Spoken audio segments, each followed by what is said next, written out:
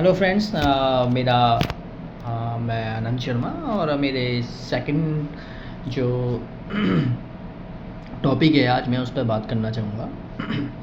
तो टॉपिक तो सिंपल सा है और कोई ज़्यादा गहरा भी नहीं है, बट सोचने वाले के ऊपर बात है कि वो ऐसे कैसे सोचता है, उसे कैसे लेके जाता है। टॉपिक का तो मेन रीज़न ये है कि हमारे इस देश में, इंडिया में हो क्या रहा है। पाखंड इतना बढ़ चुका है कि हमारी जो संस्कृति है, उस संस्कृति के ऊपर भी लोग आजकल अदर कंट्री के लोग सवाल खड़ा कर रहे हैं कि आपके इंडिया में कि हो क्या रहा है। कि मतलब ऐसे ऐसे लोग हैं कि अपनी संस्कृति को, धर्म को बिल्कुल कुछ समझ ही नहीं रहे, बिल्कुल मतलब तरह से बोला जाए कि बिल्कुल भ्रष्ट तरीके से एक्टिविटी कर रहे हैं उसके साथ में। अब कोई बाबा बन जाता है, कोई जिसके ऊपर किसी आदमी है उसके ऊपर कभी काली देवी आ जाती हैं, कोई आंटी जी हैं उसके ऊपर काली देवी आ जाती हैं, कभी कोई फलाना देवी आ जाती हैं, कभी एक आदमी है उसके ऊपर हनुमान जी आ जाते हैं, एक आदमी है वो आदमियों का भविष्य बता देता है कि तेरे साथ ये हो जाएगा, जा तेरा ये हो जाएगा, बढ़िया हो जाएगा, ये हो जाएगा। कोई एक बाबा है पर्ची वाले, वो खोल देते हैं पर्चियाँ। तो व्हाट्स द रीज़न दैट हमें समझना चाहिए कि इन चीज़ों में कुछ नहीं रखा है, और अगर रखा भी है तो अगर अपने अंदर जो ज्ञान है, एक जो भगवान श्री कृष्ण जी ने भी कहा है कि अगर ज्ञान को अगर लेना है, ज्ञान को सबसे पहले किताबों से लिया जाता है। अगर किताबों से भी नहीं अगर इतना मिल रहा है तो गुरु को ऐसे गुरु को बनाओ जो सर्वत्र ज्ञान प्राप्त वाला गुरु हो।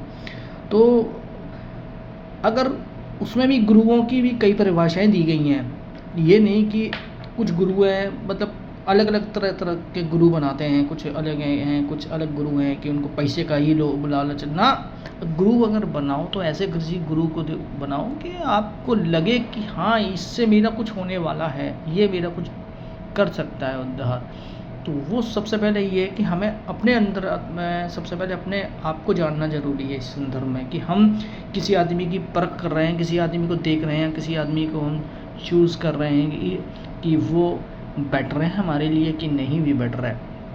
अगर गुरु कहीं नहीं मिला है तो स्वयं भगवान शिव को गुरु बना लो, क्योंकि सबसे बड़े वही हैं।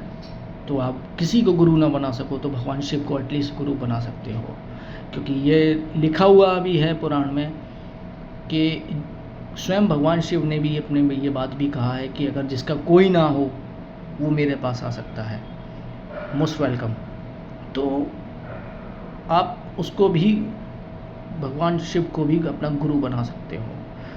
तो कहने का मतलब है कि अगर एक बार आप किसी को सच्चे दिल से आप किसी को भगवान को या भोलेनाथ को एक अच्छे मतलब एक रेस्पेक्टेबल आप उनको दोगे, वो आपका ही उद्धार करेंगे, ना कि कोई इंसान वगैरह कोई करेगा। और ना आज के समय पे जो पाखंड हो रहा है वो इस तरह का आदमी कोई करेगा। भगवान विष्णु जी ने भी कहा है, भगवान कृष्ण जी ने भी कहा है कि गीता का एक अध्याय पर डे कर लिया करो। एटलीस्ट गीता पढ़ने से ही आपको इतना ज्ञान सर्वत्र प्राप्त हो जाएगा कि आपको कोई ज़रूरत ही नहीं पड़ेगी कि आप अपने स्वयं के अंदर ही आप अपनी अंतरात्मा को ही एक तरह से गुरु प्रकट कर लोगे कि हाँ मेरा गुरु मेरा परम ब्रह्म है, या मेरा गुरु आराध्य श्री नारायण है। तो वही आपके लिए सर्वोपरि है।